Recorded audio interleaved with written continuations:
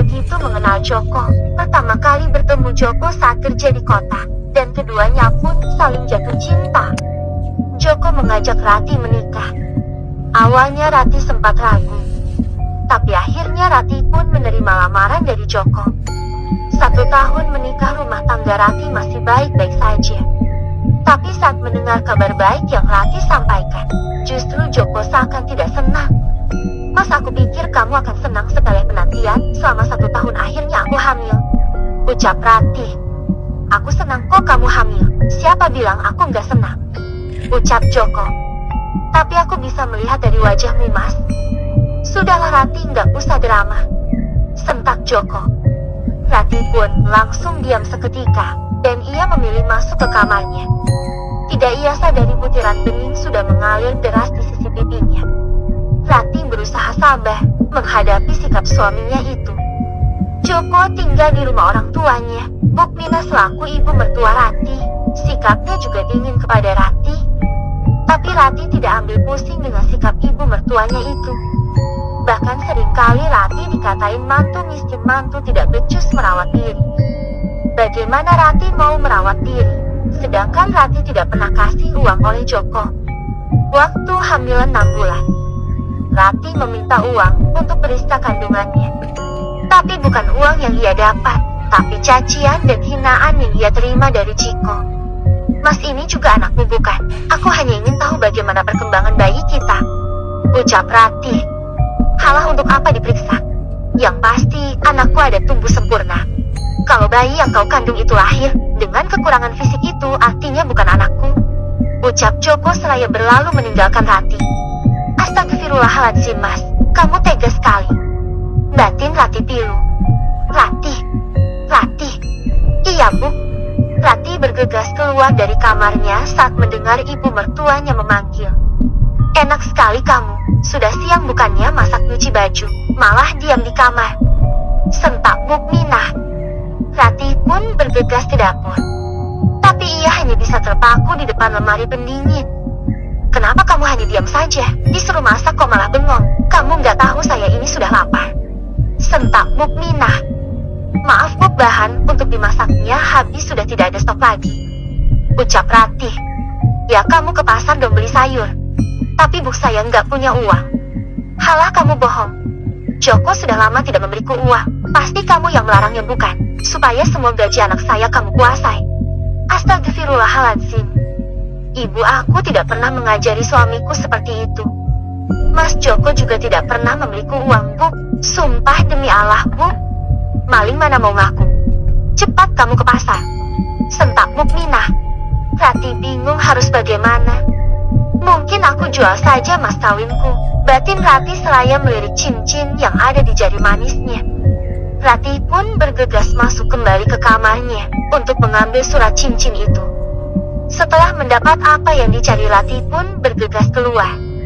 Rati berjalan kaki menuju pasar, yang jaraknya kurang lebih 400 meter dari rumah merutanya.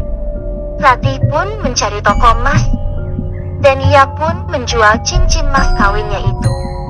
Rati mendapatkan uang 2 juta hasil dari jual cincinnya itu.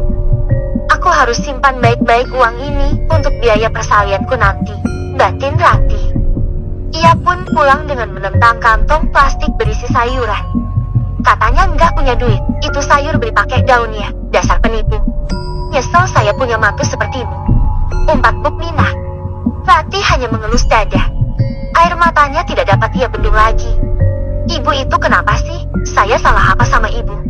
Kenapa ibu benci banget sama aku? Aku ini sedang hamil cucu ibu, ucap Rati seraya menyeka bawah matanya. Karena kamu miskin, makanya saya benci. Aku heran kenapa Joko menikahimu, padahal dulu mantan kekasih Joko semua tajir, ucap Bukminah. Rati hanya bisa mengelus dada mendengar apa yang diucapkan mertuanya itu. Bertahun-tahun, Rati sabar menghadapi sikap mertua dan suaminya. Dan tiba-tiba saja Rati digugat cerai. Mental Rati kembali diuji, bukan karena digugat cerai, melainkan hak asuh jatuh ke tangan Joko. Lenia tidak kunjung terlelap. Hujan kembali turun. Tiba-tiba saja ada suara burung hantu, persis samping jendela kamarnya. Di samping rumahnya memang ada pohon randu cukup besar. Dan Kamar Renia bersampingan dengan kamar Rati. Malam ini terasa aneh, tidak seperti malam biasanya. Batin Renia. Hi. Tiba-tiba saja Renia mendengar suara tangisan dari kamar Rati. Kakak, ucap Renia seraya bangkit dari ranjangnya. Renia duduk di tepi ranjang. Tapi Renia tidak mendengar suara tangisan lagi. Renia pun kembali membaringkan tubuhnya kembali. Aku harus tidur besok, harus kembali ke kota, gumam Renia. Renia baru saja memejamkan kedua matanya. Ia kembali bangkit karena mencium bunga melati. Aneh, kok bau melati sih? Perasaan tidak ada yang tanam bunga melati, gumam Renia. Hiks. Sakit, tolong, aku sakit. Suara wanita menangis dan minta tolong persis di samping jendela kamar Renia. Seketika bulu kunduk Renia meremang. Ia pun kembali menarik selimutnya dan menutupi sekujur tubuhnya. Jelek lampu kamar Renia tiba-tiba saja mati. Loh, kok tumben aliran tengah malam begini sih? Batin Renia. Tolong sakit. Rintihan itu mulai terdengar lagi, dan kini suaranya semakin dekat. Seakan berada di dalam kamar Renia. Kenapa suaranya mirip Kak Rati? Batin Renia. Di luar hujan, tapi Renia merasa kamarnya terasa panas.